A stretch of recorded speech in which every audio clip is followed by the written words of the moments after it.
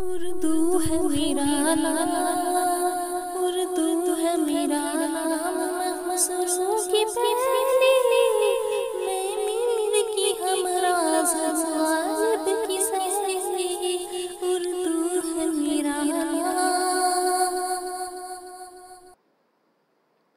آپ دیکھ رہے ہیں اردو لٹریچر، آپ کا اپنے پسندیدہ چینل اردو لٹریچر میں خیر مقدم۔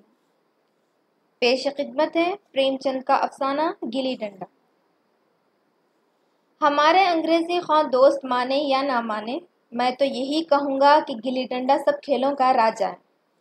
اب بھی جب کبھی لڑکوں کو گلی ڈنڈا کھیلتے دیکھتا ہوں تو جی لوٹ پوٹ ہو جاتا ہے کہ ان کے ساتھ جا کر کھیلنے لگوں۔ نہ لان کی ضرورت ہے، نہ شن گارڈ کی، نہ نیٹ کی، نہ بلے کی۔ مزے سے کسی درخت کی ایک شاخ کاٹ لی، گلی بنائی اور 2 آدمی بھی آ گئے تو کھیل شروع ہو گیا۔ ولایتی کھیلوں میں سب سے بڑا عیب یہ ہے کہ ان کے سامان بہت مہنگے ہوتے ہیں۔ جب تک کم از کم 100 خرچ نہ کیجیے کھلاڑیوں میں شمار ہی نہیں ہو سکتا۔ یہاں گلی ڈنڈا ہے کہ بغیر ہینگ پھٹکری لگے چوکھا رنگ دیتا ہے، لیکن ہم انگریزی کھیلوں پر ایسے دیوانے ہو رہے ہیں کہ اپنی سب چیزوں سے ہمیں نفرت سی ہو گئی ہے۔ ہمارے اسکولوں میں ہر ایک لڑکے سے 300-400 روپے سالانہ صرف کھیلنے کی فیس لی جاتی ہے۔ کسی کو یہ نہیں سوچتا کہ ہندوستانی کھیلے کھلائیں جو بغیر پیسے کوڑی کے کھیلے جاتے ہیں۔ انگریزی کھیل ان کے لیے ہے جن کے پاس روپیہ ہے۔ بیچارے غریب لڑکوں کے سر پر فضول خرچیاں کیوں مڑتے ہو؟ ٹھیک ہے، گلی سے آنکھ پھوٹ جانے کا اندیشہ رہتا ہے، تو کیا کرکٹ سے سر پھوٹ جانے، تلی پھوٹ جانے، ٹانگ ٹوٹ جانے کا خدشہ نہیں رہتا؟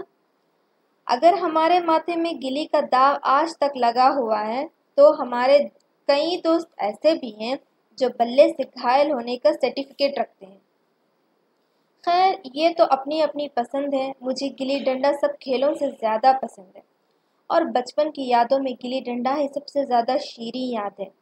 وہ الصبح گھر سے نکل جانا، وہ درخت پر چڑھ کر ٹہنیاں کاٹنا اور گلی ڈنڈے بنانا، وہ جوش و خروش، وہ لگن، کھلاڑیوں کے لیے وہ پدنا اور پدانا، وہ لڑائی جھگڑے، وہ بے تکلف سادگی میں چھوت چھات اور غریب امیر کی کوئی تمیز نہ تھی، جس میں امیرانہ چونچلوں کے غرور اور خود نمائی کی گنجائش ہی نہ تھی۔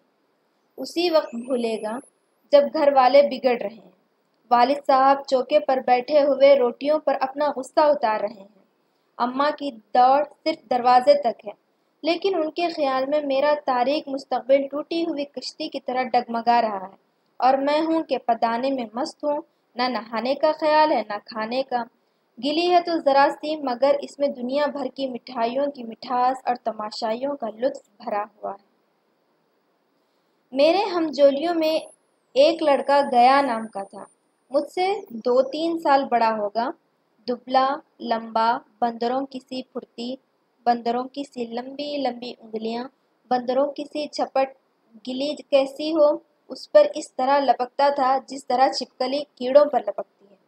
معلوم نہیں اس کے ماں باپ کون تھے، کہاں رہتا تھا، کیا کھاتا تھا، پر تھا ہمارے گلی کلب کا چیمپئن، جس کی طرف وہ آ جائے اس کی جیت یقینی تھی۔ ہم سب اسے دور سے آتا دیکھ اس کا استقبال کرتے اور اسے اپنا گویا بنا لیتے تھے۔ ایک دن ہم اور گیا 2 ہی کھیل رہے تھے، وہ پدا رہا تھا اور میں پد رہا تھا، لیکن کچھ عجیب بات ہے کہ پدانے میں ہم دن بھر مست رہ سکتے ہیں، پدانا 1 منٹ کا بھی سہا نہیں جاتا۔ میں نے گلا چھڑانے کے لیے وہ سب چالیں چلی جو ایسے موقع پر خلاف قانون ہوتے ہوئے بے قابل معافی ہیں، لیکن گیا اپنا داؤ لیے بغیر میرا پیچھا نہ چھوڑتا تھا۔ میں گھر کی طرف بھاگا، منت سماجت اور خوشامد کا کوئی اثر نہ ہوا۔ گیا نے مجھے دوڑ کر پکڑ لیا اور ڈنڈا تان کر بولا، میرا داؤ دے کر جاؤ، پدایا تو بہادر بن کر، پدنے کے وقت کیوں بھاگے جاتے ہو؟ تم دن بھر پداؤ تو میں دن بھر پدتا رہوں؟ ہاں، تمہیں دن بھر پدنا پڑے گا، نہ کھانے جاؤں نہ پینے جاؤں۔ ہاں، میرا داؤ دیے بغیر کہیں نہیں جا سکتے، میں تمہارا غلام ہوں۔ ہاں، تم میرے غلام ہو۔ میں گھر جاتا ہوں، دیکھوں تم میرا کیا کر لیتے ہو۔ گھر کیسے جاؤ گے؟ کوئی دل لگی ہے؟ داؤ دیا ہے، داؤ لیں گے۔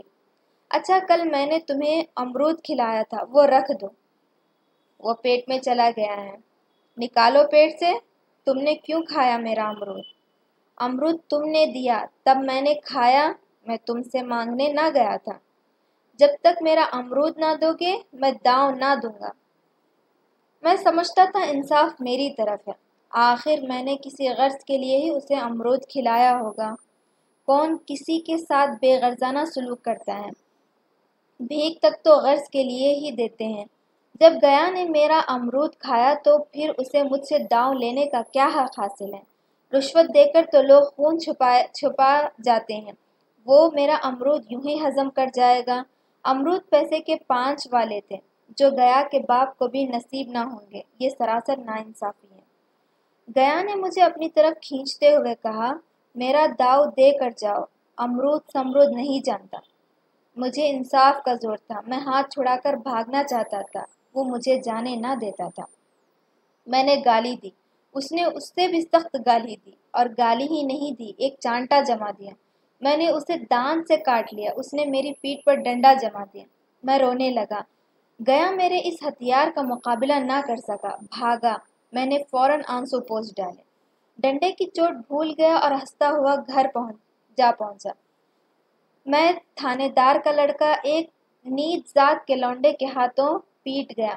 یہ مجھے اس وقت بھی بے عزتی کا باعث معلوم ہوا، لیکن گھر میں کسی سے شکایت نہ کی۔ انہی دنوں والد صاحب کا وہاں سے تبادلہ ہو گیا۔ نئی دنیا دیکھنے کی خوشی میں ایسا پھولا کہ اپنے ہمجولیوں سے جدا ہو جانے کا بالکل افسوس نہ ہوا۔ والد صاحب افسوس کرتے تھے، یہ بڑی آمدنی کی جگہ تھی۔ اماں جی بھی بہت افسوس کرتی تھی، یہاں سب چیزیں بہت سستی تھیں اور محلے کی عورتوں سے لگاؤ سا ہو گیا تھا۔ لیکن میں مارے خوشی کے پھولا نہ سماتا تھا، لڑکوں سے شیخی بگاڑتا تھا۔ وہاں ایسے گھر تھوڑے ہی ہیں، ایسے اونچے مکان ہیں کہ آسمان سے باتیں کرتے ہیں۔ وہاں کے انگریزی اسکول میں کوئی ماسٹر لڑکوں کو پیٹتے تو قید ہو جائیں۔ میرے دوستوں کی حیرت سے پھیلی ہوئی آنکھیں اور متعجب چہرے صاف بتلا رہے تھے کہ میں ان کی نگاہوں میں کتنا اونچا اٹھ گیا ہوں۔ بچوں میں جھوٹ کو سچ بنا لینے کی وہ طاقت ہوتی ہے جسے ہم جو سچ کو جھوٹ بنا دیتے ہیں نہیں سمجھ سکتے۔ دوست کہہ رہے تھے، تم خوش قسمت ہو بھائی، جاؤ، ہمیں تو اسی گاؤں میں جینا بھی ہے اور مرنا بھی۔ 20 سال گزر گئے، میں انجینئرنگ پاس کی اور کسی ضلع کا دورہ کرتا ہوا اسی قصبے میں پہنچا اور ڈاک بنگلے میں ٹھہرا۔ اس جگہ کو دیکھتے ہی اس قدر دلکش اور شیریں یاد تازہ ہو اٹھی کہ میں نے چھڑی اٹھائی اور قصبے کی سیر کو نکلا۔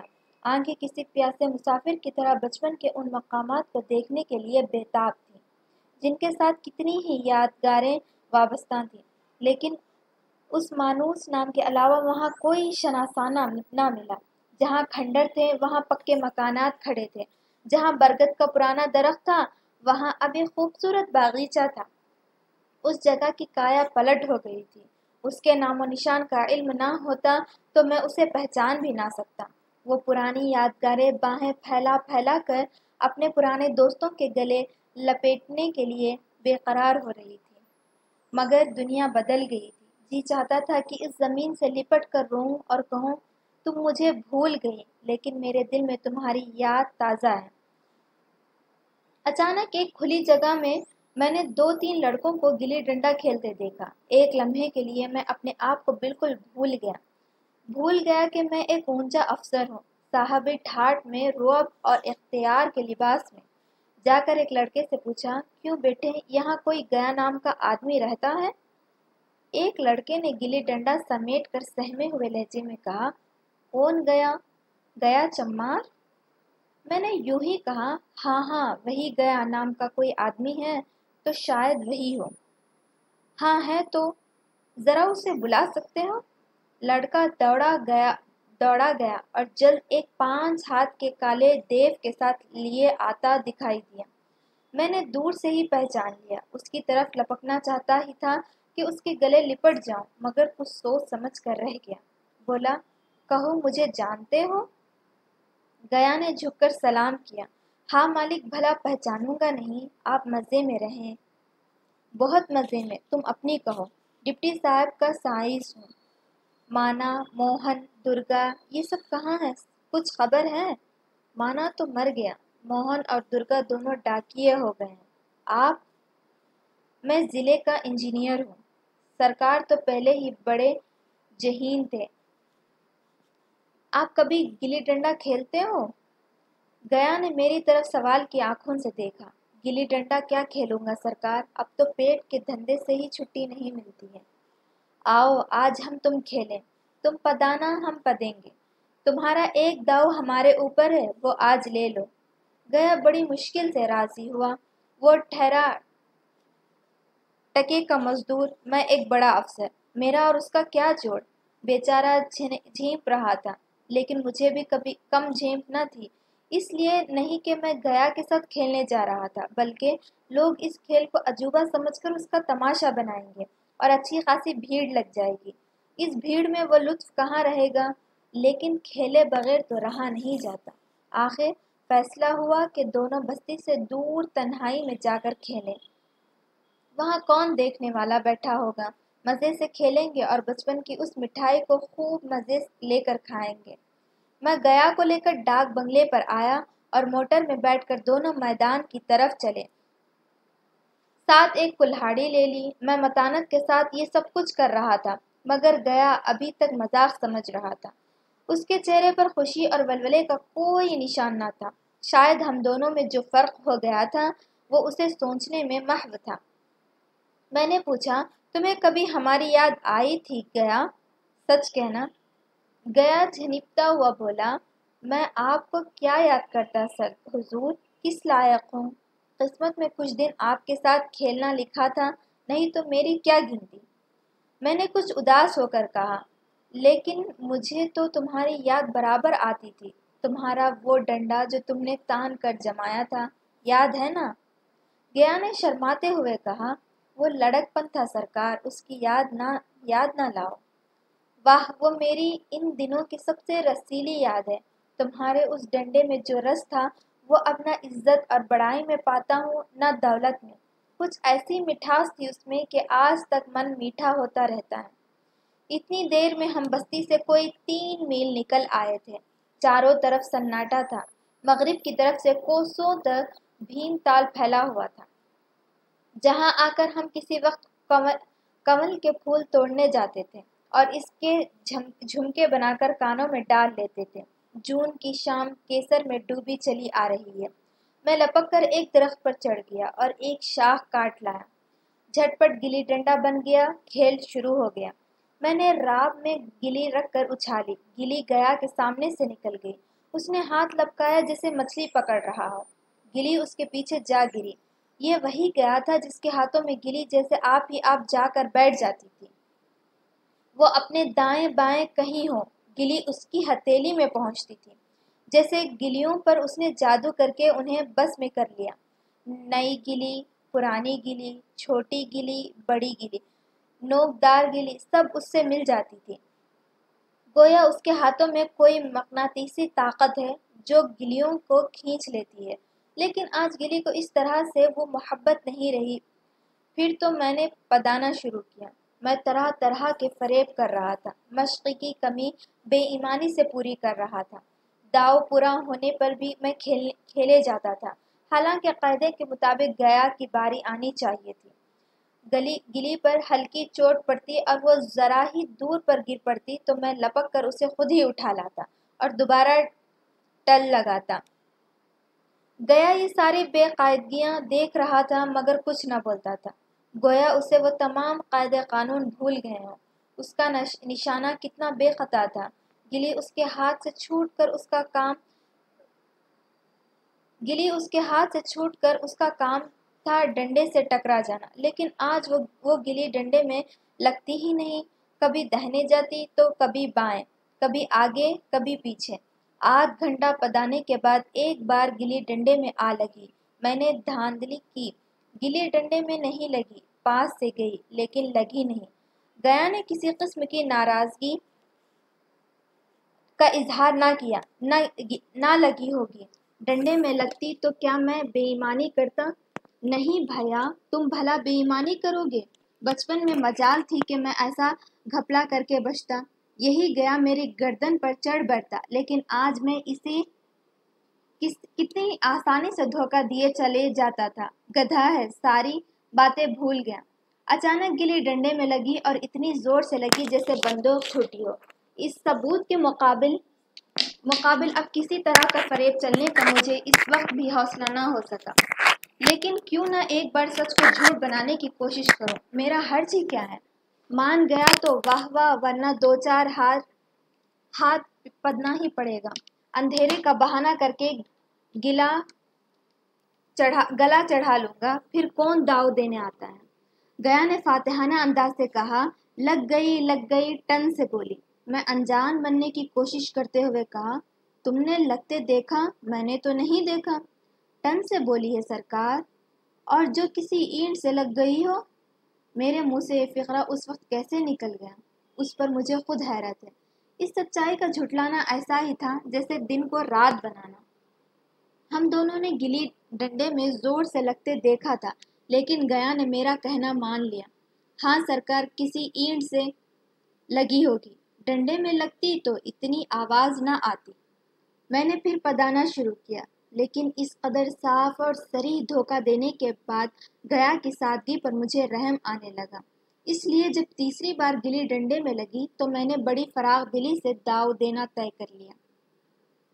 گیا نے کہا، اب تو اندھیرا ہو گیا ہے بھیا، کل پر رکھ لو۔ میں نے سوچا کل بہت سا وقت ہوگا، یہ نہ جانے کتنی دیر پدائے، اسی وقت معاملہ صاف کر لینا اچھا ہوگا۔ نہیں، بہت اجالا ہے، تم اپنا داؤ لے لو، گلی سوجے گی نہیں، کچھ پرواہ نہیں۔ گیا نے پدانا شروع کیا، لیکن اسے بالکل مشق نہ تھی۔ اس نے دوبارہ ٹل لگانے کا ارادہ کیا، لیکن دونوں ہی بار چک گیا۔ 1 منٹ سے کم میں وہ اپنا داؤ پورا کر چکا۔